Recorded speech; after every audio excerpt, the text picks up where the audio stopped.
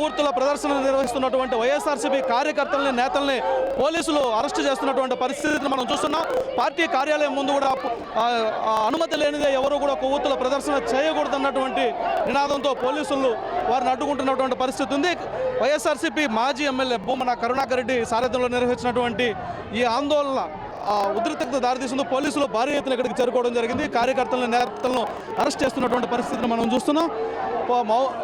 కార్యకర్తలు నిర్వహిస్తున్నటువంటి ర్యాలీకి ముందస్తు అనుమతి లేదన్నది పోలీసుల యొక్క వాదన. అయితే ర్యాలీకి పోలీసులు అనుమతి అవసరం లేదన్నది వైఎస్ఆర్సీపీ నేతలు చెప్తున్నటువంటి మాట.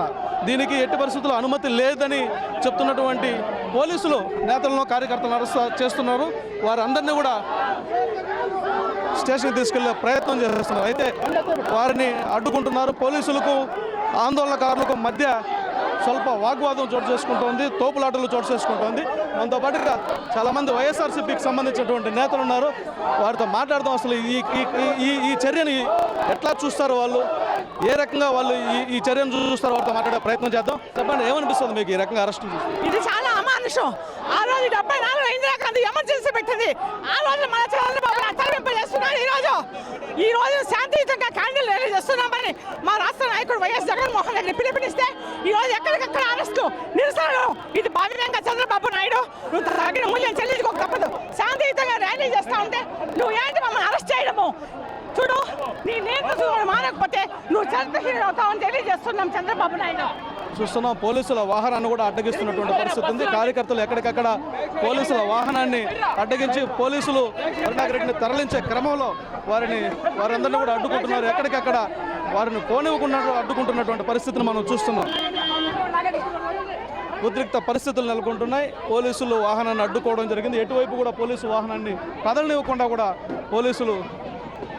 పోలీసులు చేస్తున్నటువంటి ప్రయత్నం, అరెస్ట్ చేయడానికి చేస్తున్నటువంటి ప్రయత్నాన్ని వాళ్ళు అడ్డుకుంటున్నారు. ఎక్కడా కూడా కదలనివ్వకుండా పోలీసు వాహనాన్ని కూడా కదలనివ్వకుండా అడ్డుకుంటున్నారు. దీంతో ఉద్రిక్త పరిస్థితులు నెలకొన్నాయి. చూస్తున్నాం, ఈ అరెస్టును ఖండిస్తున్నటువంటి పరిస్థితి. ఎక్కడికక్కడ కరుణాకర్ రెడ్డి చూస్తున్నావు,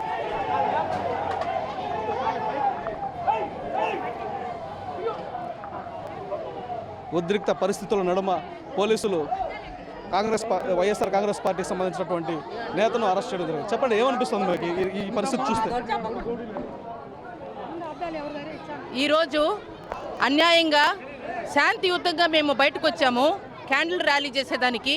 కానీ రాష్ట్ర ప్రభుత్వం అన్యాయంగా అరెస్ట్ చేపించడమే కాకుండా అందరి మీద దౌర్జన్యం చేస్తుంది. ఇది చూస్తూ ఉంటే మళ్ళా దుర్యోధన రాజ్యం వచ్చిందా అనిపిస్తూ ఉంది. అంత మోసంగా ఉంది అరాచకాలు. దేనికోసం చేస్తాను? ప్రత్యేక హోదా కోసం చేస్తాను. మరి ప్రత్యేక హోదా కోసం మేము శాంతియుతంగా ప్రదర్శన చేస్తూ ఉంటే ఈ విధంగా అన్యాయంగా లాక్కుని పోవాల్సిన అవసరం ఉందా? ఆడవాళ్ళు మగవాళ్ళని విచక్షణ కూడా లేకుండా ప్రతి ఒక్కరిని తీసి వ్యాన్లో ఎక్కించుకొని దౌర్జన్యంగా తీసుకెళ్తున్నారు. ఇది పైశాచికత్వానికి పరాకాష్ట. చూస్తున్నాం, వైఎస్ఆర్సీపీ పోలీసుల చర్యలను ఖండిస్తున్నటువంటి పరిస్థితి కనిపిస్తోంది. ఈ రకంగా అరెస్టులు చేయడాన్ని ప్రజాస్వామికవాదులు ఎవరూ కూడా హర్షించరన్నటువంటి అభిప్రాయాన్ని వ్యక్తం చేస్తున్నారు. మొత్తం మీద అయితే తిరుపతిలో చేపట్టినటువంటి క్యాండిల్ ర్యాలీ ఉద్రిక్తతకు దారితీసింది. అరెస్టులతో వైఎస్ఆర్ కాంగ్రెస్ పార్టీకి సంబంధించినటువంటి పలువురు నేతలను పోలీసులు అరెస్ట్ చేయడంతో ఉద్రిక్త పరిస్థితులు నెలకొన్నాయి. పోలీసులకు ఆందోళనకారులకు మధ్య స్వల్ప తోపులాట కూడా చోటు చేసుకుంది. Over to studio.